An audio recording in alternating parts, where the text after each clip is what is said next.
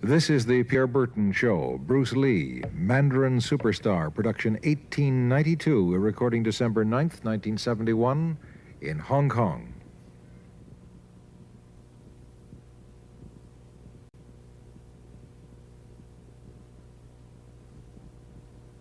Bruce Lee faces a real dilemma. He's on the verge of stardom in the United States with a projected TV series on the horizon, but he's just achieved superstardom as a film actor here in Hong Kong. So what does he choose, the East or the West? It's the kind of problem most budding movie actors would welcome. It's the Pierre Berton Show, the program that comes to you from the major capitals of the world. This edition comes to you from Hong Kong. And Pierre's guest is the man who taught karate, judo, and Chinese boxing to James Garner, Steve McQueen, Lee Marvin, and James Coburn. The newest Mandarin superstar, known in the West for his appearances in Batman, The Green Hornet, Ironside, and Longstreet. His name is Bruce Lee, and he doesn't even speak Mandarin. And here's Pierre. Well, how can you play in Mandarin movies if you don't even speak Mandarin? How do you do that? Well, first of all, I speak only Cantonese. Yeah. So, I mean, there is quite a difference as far as pronunciation and things like that go. So somebody else's voice is used, right? For Definitely, you? definitely. You just make the words. Doesn't that sound strange when you go to the movies, especially in Hong Kong, in your own town, and you see yourself with somebody else's voice? Well, not really, you see, because most of the Mandarin pictures done here are dubbed anyway. They're dubbed anyway? Anyway, I mean, disregard. I mean, they shoot without sound. So it doesn't, make any difference. Your lips never quite make the right words, do they? Yeah, well, that's where the difficulty lies, you see. I mean, in order to, because the Cantonese have a different way of saying things, different from the Mandarin. Yeah. So I have to find, like, something similar to that and keep a kind of a feeling going behind that. Something that matching the Mandarin deal. Like the Does old it silent sound complicated? days. Like the old silent days. But I gather in the movies made here, the dialogue is pretty stilted anyway. Yeah, I agree with you. I mean, see, to me, a motion picture is motion. Yeah. I mean, you got to keep the dialogue down to the minimum. Did you look at many Mandarin movies before you started playing in the first one? Yes. What did you think of them when you saw them? Quality-wise, I mean, I have to admit that it's not quite up to the standard. However, it is growing, and it is getting higher and higher and going toward that standard, that what I would term quality. They say the secret of your success in that movie, The Big Boss, which was such a success, you rocketed you to stardom in Asia, was that you did your own fighting. As an expert in the various martial arts in China, what did you think of the fighting that you saw in the movies that you studied before you became a star? Well, I mean, definitely in the beginning, I had no intention or whatsoever that what I was practicing and what I'm still practicing now would lead to this to begin with. But martial art has a very, very deep meaning as far as my life is concerned, because as an actor, as a martial artist, as a human being, all these I have learned from martial art. Maybe for our audience who doesn't know what it means, you might explain exactly what you mean by martial art. Right. Martial art include all the combative arts like karate or karate, judo, Chinese kung fu or Chinese boxing, whatever you call it. All those. You see, like Aikido, Korean, I can go on and on and on. But it's a combative form of fighting. I mean, it's not, some of them became sport, but some of them are still not. I mean, they use, for instance, kicking to the groin, jabbing fingers at the eyes, and things like that. No wonder you're successful in the Chinese movies. They're full of this kind of action anyway. They needed a guy like you could... Violence, man. So you didn't have to use a double when you moved into the motion picture world here. You did it all yourself. Right. Can you break 5 or 6 pieces of wood with your hand or your foot? I'll probably break my hand and foot. But tell me a little bit... you set up a school in Hollywood, didn't you, for people like James Garner and Steve McQueen and the others? Yes. Why would they want to learn Chinese martial art? Because of a movie role? Not really. I mean, most of them, you see, to me, at least the way that when I teach it, all type of knowledge ultimately means self-knowledge. So therefore, they're coming in to, and ask me to teach them not so much of how to defend themselves or how to do somebody in. Rather, they want to learn to express themselves through some movement, be it anger, be it determination, or whatsoever. So in other words, what I'm saying, therefore, is that he is paying me to show him in combative form the art of expressing the human body. Which is acting, in a sense, isn't it? Well, or it would be a useful tool for an actor to have. It's, it might sound too philosophical, but it's acting or acting unacting, if you... You've lost me. I have, right? So what I'm saying, actually, you see, it's a combination of both. Here it is the natural instinct, and here is control. You are to combine the two in harmony. Not, if you have one to the extreme, you will be very unscientific. If you have another to the extreme, you become all of a sudden a mechanical man, no longer a human being. So it is a successful combination of both. So therefore, it is not only, so therefore it's not pure naturalness or unnaturalness. The ideal is unnatural naturalness or natural unnaturalness. Yin yang, eh? Right, man, that's it. One of your students, James Coburn, played in a movie called Iron Man Flint, in which he used karate. Is that what he learned from you? He learned it after. Oh, he went yeah. After he played in Iron Man. Right. You see, actually, I do not teach, karate because I do not believe in styles anymore. I do not believe that there is such thing as like Chinese way of fighting or the Japanese way of fighting or whatever way of fighting, because unless human beings have 3 arms and 4 legs, we will have a different form of fighting. But basically, we have only 2 hands and 2 feet. So styles tends to not only separate man, because they have their own doctrines, and then the doctrine became the gospel truth, that you cannot change, But if you do not have styles, if you just say, well, here I am, as a human being, how can I express myself totally and completely? Now, that way, you won't create a style, because style is a crystallization, that way, it's a process of continuing growth. You talk about Chinese boxing. How does it differ from, say, our kind of boxing? Well, first, we use the feet. That's and then start. We use the elbow. And you use the thumb too? You name it, man. We use it all. You have to, you see, because, that is the expression of the human body. Everything, not just the hand. And when you're talking about combat, well, if it is a sport, now you're talking about something else. You have regulations, you have rules. But when you're talking about fighting as it is, no rules. With no rules. Not real fighting. Well, then, baby, you better train every part of your body. And when you do punch, now I'm leaning forward a little bit, hoping not to hurt any camera angle.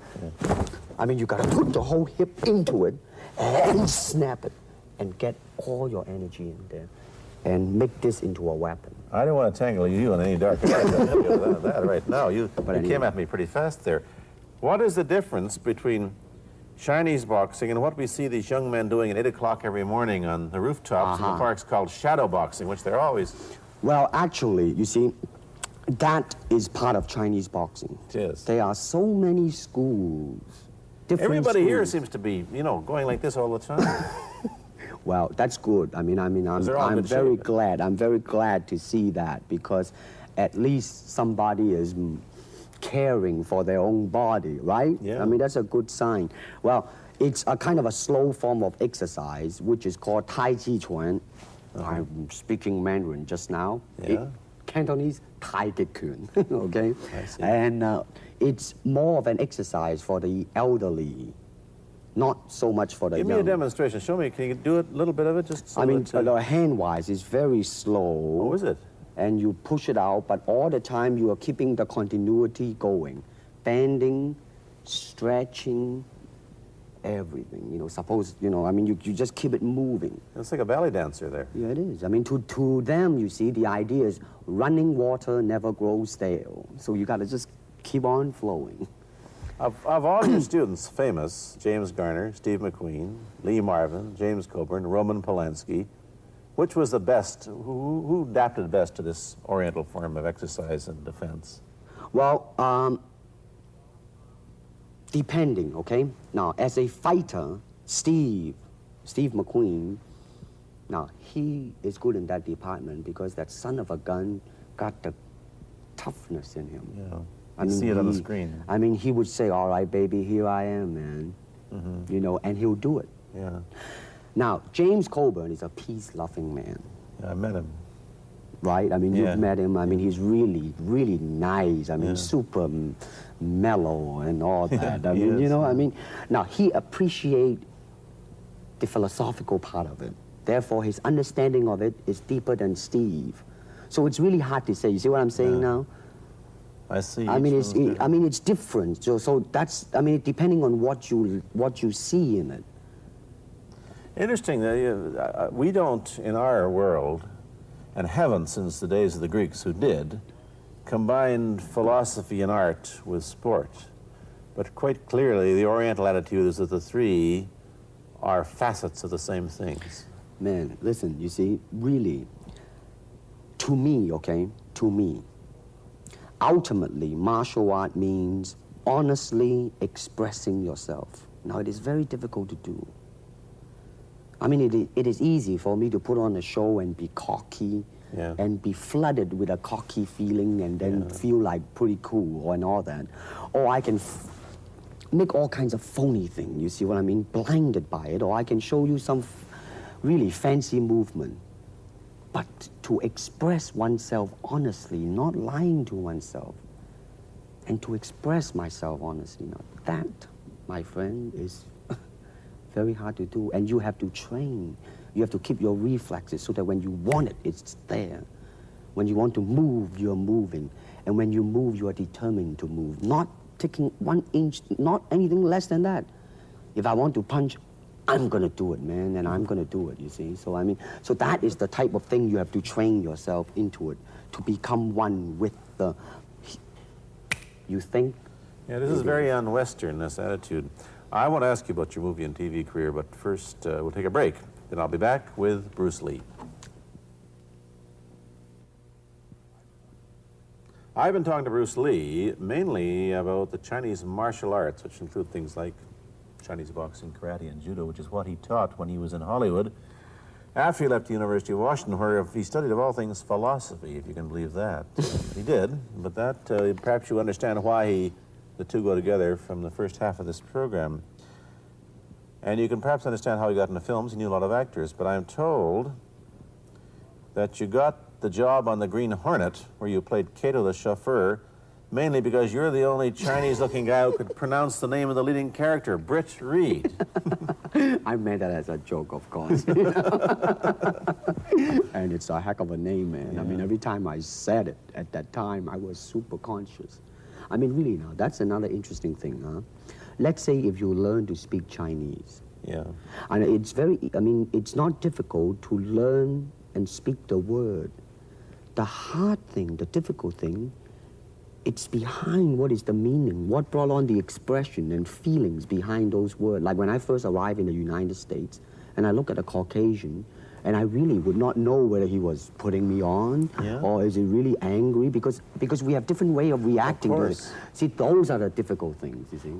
It's almost as if you came upon a strange race where a smile didn't mean what it does to us. In fact, a smile doesn't always mean the same, does it? Of course not. Yeah, I just thought of that. Tell me about the big break when you played in Longstreet. I must tell the audience that That's it. Bruce Lee had a bit part or a supporting role in the Longstreet series, and this had an enormous effect on the audience. What was it? Well, you see, title of that particular episode of Longstreet is called The Way of the Intercepting Fist. Now, I think the successful ingredient in it was because I was being Bruce Lee. Yourself. Myself, right. And did that part, just express myself, like I say, honestly express myself at that time. And because of that, I brought, favorable mentioning in like New York Times, which says like the Chinaman, who incidentally came off quite convincingly enough to earn himself a television series, and so on and so on and so forth. Can you remember the lines by Sterling Siliphant, the key lines? He's one of my students, you know that? Was he too? Yes. You've had everybody as your student. But you read, there were some lines that expressed your philosophy. I don't know if you remember them or not. I remember that. Let's hear. This is what it is, okay? You're talking to Longstreet, played by James Francesca. I said, empty your mind. Be formless, shapeless, like water. Now you put water into a cup, it becomes the cup. You put water into a bottle, it becomes the bottle. You put it in a teapot, it becomes the teapot. Now water can flow or it can crash. Be water, my friend. Like that, you see? Oh, I see. I get the idea. I get the power behind it. So now, two things have happened. First, there's a pretty good chance that you'll get a TV series in the States called The Warriors, in which you use what, the martial arts in a Western setting? That was the original idea. Now, Paramount, I did Longstreet for Paramount, and Paramount wants me to be in a television series. On the other hand, Warner Brother wants me to be in another one, but both of them, I think, they want me to be in a modernized type of a thing. And they think that Western idea is out. Whereas you want to do the Western, eh? I want, because you see, I mean, how else can you justify all these punching and kicking and violence except in that period of the West? I mean, in nowadays, I mean, you don't go around on the street kicking people or punching people. Because if you do, that's it. I mean, I don't care how good you are, But this is true also of the Chinese dramas, which are mainly costume dramas. They're all full of blood and gore over here. You mean here? Yeah. Well, unfortunately, you see, I hope that the picture I am in would either explain why the violence was done, whether right or wrong or whatnot. But unfortunately, pictures, most of them here, are done mainly just for the sake of violence. You know what I mean? Like, fighting for 30 minutes, get stabbed 50 times. Well, I'm fascinated. Let me give you your microphone back. I'm fascinated that you came back. I am a martial artist. You came back to Hong Kong on the verge of success in Hollywood and full of it. And suddenly, on the strength of one picture, you become a superstar. Everybody knows you. You have to change your phone number. You get mobbed in the streets. Now, what are you going to do? Are you going to be able to live in both worlds? Are you going to be a superstar here, or one in the States, or both? Well, let me say this. First of all, the word superstar really turned me off, and I'll tell you why. Because the word star, man, it's an illusion. It's something what the public calls you. You should look upon oneself as an actor, man. I mean, you would be very pleased if somebody say, hey, man, you are a super actor. It is much better than, superstar. Yeah, therefore, you've got to admit that you are a superstar. You're not going to, if you're going to give me the truth. I'm honestly saying this, okay? Yes, I have been very successful, okay? But I think the word star I do not look upon myself as a star. I really don't. I mean, believe me, man, when I say it.